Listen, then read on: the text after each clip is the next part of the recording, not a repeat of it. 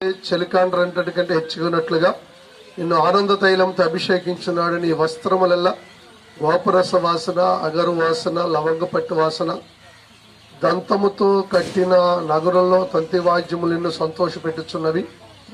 నీ దైనందిన స్త్రీలలో రాజుల కుమార్తెలు ఉన్నారు. మంచిది ప్రియులారు, ఇక్కడ మరి కుమార్తెల గురించి చక్కని సందేశం ఏంటంటే, మరి దేవుని యొక్క అభిషేకం ఈ లోకములో, మరి దేవుడు దేన్ని ప్రేమిస్తున్నాడంటే నీతిని ప్రేమించేవాడుగా ఉంటున్నాడు. మరి దేవుని పిల్లలుగా ఈ లోకంలో జీవించేటువంటి మన ఆత్మీయ జీవితంలో మరి నీతి అనగా భక్తి, దేవుని యందు కలిగిన విశ్వాసము, వీటిని దేవుడు ప్రేమించేవాడుగా ఉంటున్నాడు. భక్తిహీనతను ద్వేషించేవాడుగా ఉంటున్నాడు ప్రభు ఇక్కడ జ్ఞాపకం చేస్తున్నాడు.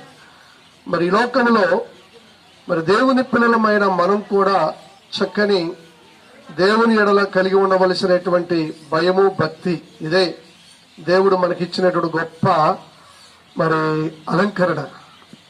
ఆత్మీయ అలంకరణ అంటే మరి భౌతికంగా శరీరానికి మనం ఎన్నో మనకు కలిగినటువంటి ఆ స్థితిని బట్టి, మనకున్నటువంటి మరి స్తోమతను బట్టి, సామర్థ్యాన్ని బట్టి మనము మన యొక్క వస్త్రధారణ కానీ లేదా మన అలంకరణ కానీ ఉంటుంది.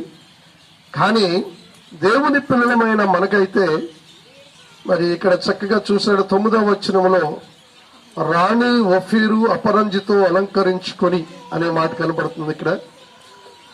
మరి ఈ లోకంలో దేవుని బిడ్డలారా, దేవుని కొరకు మనం అలంకరించుకోవటం అంటే దాని ఉద్దేశం ఏంటంటే సిద్ధపడటం. దేవుని యొక్క రాజ్యము కొరకు మనం సిద్ధపడటం అనమాట. ఈ లోకంలో మరి ఎవరైతే ప్రభువుని నమ్ముకొని ఆయనది విశ్వాసము కలిగి, భయభక్తులు కలిగి, దేవుని అందరి విశ్వాసాన్ని, పరిశుద్ధతను, నీతిని, భక్తిని మరి దేవుని ఎడలా కలిగి ఉండవలసినటువంటి ఆ చక్కని మంచి ఆత్మీయ జీవితాన్ని కలిగి ఉంటారో అప్పుడు దేవుడు వారి జీవితంలో గొప్పగా వారిని హెచ్చించేవాడిగా ఉంటాడని ప్రభు ఇక్కడ జ్ఞాపకం చేస్తున్నాడు. మరి ప్రియులారా, దేవుని యొక్క వాక్య భాగములో మనం పరిశీలన చేసినట్లయితే మరి ఈ లోకములో మరి దేవుని